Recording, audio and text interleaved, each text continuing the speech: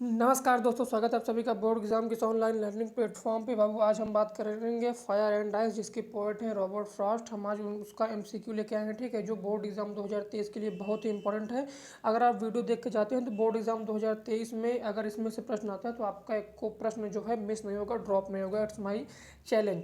अब देखिए question number 1 देखिए बाबू, who is the poet of poem, मतलब इस कविता जो है इसके कवि कौन है। Fire and ice, fire and ice जो कविता है इसके कवि कौन है। तो जैसा कि मैं पहले आपको बता चुका हूँ वीडियो शुरू होने से पहले, इसके जो बाबू कवि हैं वो रॉबर्ट फ्रॉस्ट जी हैं, ठीक है। What does the poet compare fire, जो पोएट है फायर की तुलना किससे किया, यहाँ डिज़ायर होगा, ठीक है, यहाँ क्या होगा, डिज़ायर होगा। What is the meaning of perish, perish का अर्थ होगा डाई, ठीक है।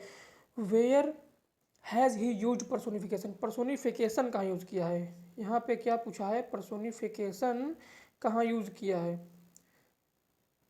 तो पर्सोनिफिकेशन कहाँ यूज़ किया है, पर्सोनिफिकेशन ए एंड बी मतलब बोथ में होगा, ठीक है। यहाँ सॉरी यहाँ पे भी देखिए, poet compare with fire, fire का जो किया है वो ए और सी दोनों से किया, तो यहाँ पे बोथ होगा, ठीक है। सॉरी यहाँ पे बोथ होगा, यहाँ पर भी बोथ होगा।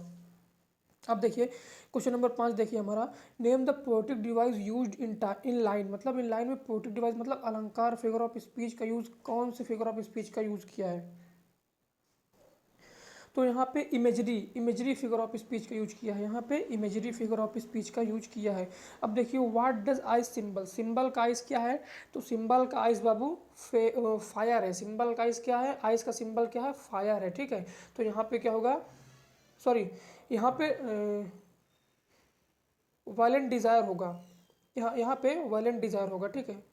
यहाँ पे क्या होगा, वायलेंट डिज़ायर नहीं होगा यार, यहाँ पे लव होगा, सॉरी यहाँ पे क्या होगा, लव होगा, ठीक है। आइस का जो सिंबल है वह लव है, ठीक।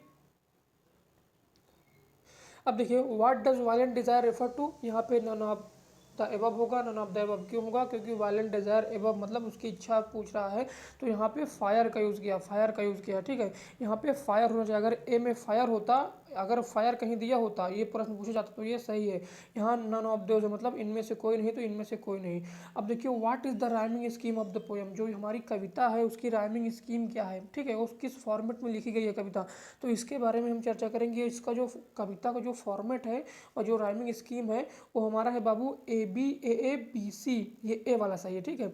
अब देखिए fire and ice is highly symbolic poem by Robert Frost because, fire and ice जो है वह हाईली सिंबॉलिक पोएम है क्योंकि रॉबर्ट फ्रॉस्ट द्वारा लिखी गई है। ये सिंबॉलिक पोएम है क्योंकि देखिए it is a meditation about how to earth will end, मतलब पृथ्वी का अर्थ जो अंत होगा वह कैसे होगा। अब देखिए क्वेश्चन नंबर 10 हमारा है, who do Robert Frost sides with, तो ये हमारा होगा बाबू रॉबर्ट फ्रॉस्ट साइड्स विथ, ये हमारा होगा those who believe in this world in fire, ठीक है। तो उम्मीद करता हूँ कि आपका 10 क्वेश्चन क्लियर हो गया होगा। यह 10 प्रश्न था जो आपके एमसीक्यू फायर एंड आइस से लिया गया था, ठीक है। ये एमसीक्यू था, MCQ means multiple choice question. जैसा कि आपको पता है आपका जो पेपर होगा यूपी बोर्ड एग्जाम की मैं बात करता हूँ तो वह 3 पैटर्न में होगा। एक आपका 20 नंबर का बहुविकल्पी होगा, ठीक है। 50 नंबर का आपका डिस्क्रिप्टिव होगा जिसे हम वर्णनात्मक बोलते हैं, और 30 नंबर का आपका इंटरनल असेसमेंट होगा जिसे हम सेशनल बोलते हैं, ठीक है। तो जो सेशनल है उसकी टेंशन आपको नहीं लेना है, क्योंकि कॉलेज वाले 29-30 नंबर दे ही देते हैं, अगर आपकी थोड़ी अच्छी जान पहचान कॉलेज में है तो। नहीं वैसे भी जनरली 28-29 नंबर तो दे ही देते हैं, ठीक है। इसके बारे में आपको घबराना नहीं है। इस वीडियो में बस इतना ही, आगे कल मिलते हैं एक नई वीडियो एक नई एनर्जी के साथ। बहुत बहुत धन्यवाद।